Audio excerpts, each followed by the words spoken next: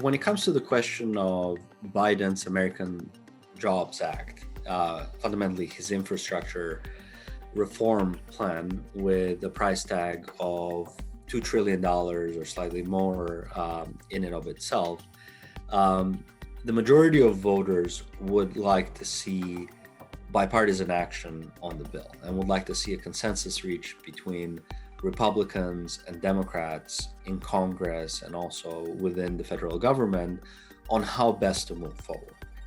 There are several reasons for this. First, this is a very bipartisan issue. You have almost unanimous consensus for many years now that there needs to be an investment in infrastructure and an upgrading of the US infrastructure and the US economy as we push forward into the 21st century. Where there's disagreement is on the price tag of the investment and how to go about doing it. The Trump plan focused a lot more on public-private partnerships and put the onus on the private sector to provide the investments that went into infrastructure reform, with the government providing the right set of incentives, either credit-based incentives or tax-based incentives, to push through an infrastructure plan that could have had a price tag between $1 trillion and $1.5 trillion. The Biden plan is anchored on increasing corporate taxes and possibly increasing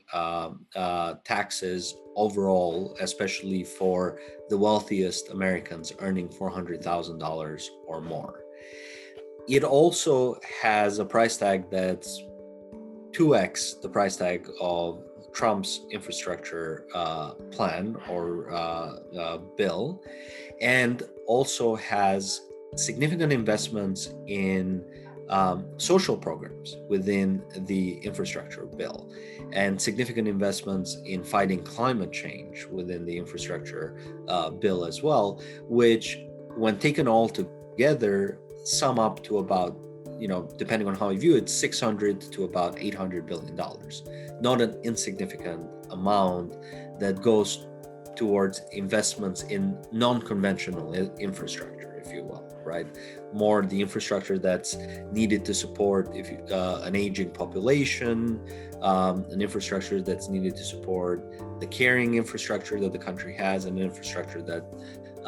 makes a bet or a play for countering climate change and goes towards green infrastructure or green energy.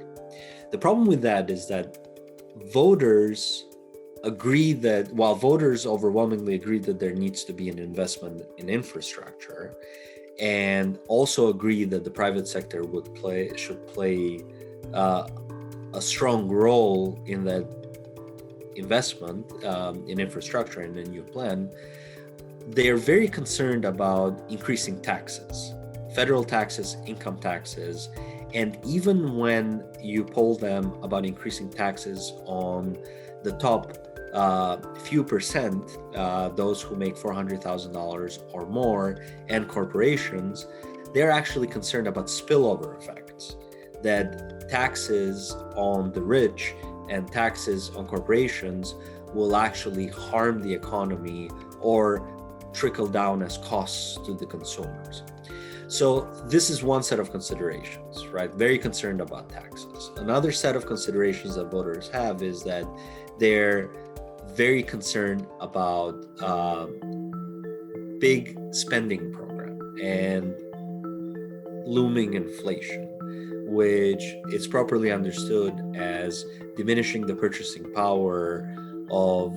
US voters and US consumers, and also leading to prices that all of a sudden become too expensive, even for day-to-day staples. So the issue is not being considered by voters in a vacuum, right? There's counter pressures that, again, tie back to pocketbook issues, inflation, possible higher taxes, a disruption in economic growth and in the economic recovery, which are very real concerns for American voters. And then also there's a split in opinion on whether or not climate change is a pressing emergency, and whether we need to make trillion-dollar plus investments in countering climate change. There's a split in opinion on whether or not we should be spending on social programs, especially if it requires net new spending. Voters would support it with current spending levels, but not with net new spending. And so when we look at the question that we asked, and whether or not there should be a bipartisan approach to infrastructure, given all of these counter pressures that the Democratic plan is facing, given the fact that voters consistently indicate that the price tag, they would accept a price tag between $1 trillion and $1.5 trillion, but not a significantly higher price tag for infrastructure reform, you see that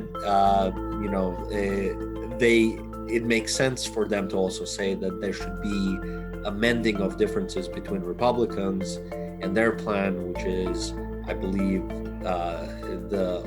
first iteration was $600 billion, and the next iteration will be $800 billion in investment, and the Democratic plan, which is $2 trillion plus. And if they end up landing somewhere in the middle and end up focusing more on conventional definitions on infrastructure, not necessarily only thinking about roads and port and old style infrastructure, but also investments in 5G networks, in broadband access, in the infrastructures of the future, voters would actually give credit to both parties, and we would actually have an infrastructure bill in place that is very likely to pass through with overwhelming support from both sides of the aisle. So this is kind of the calculus on infrastructure, and it makes sense that voters want bipartisan action on the bill and bipartisan consensus on the bill.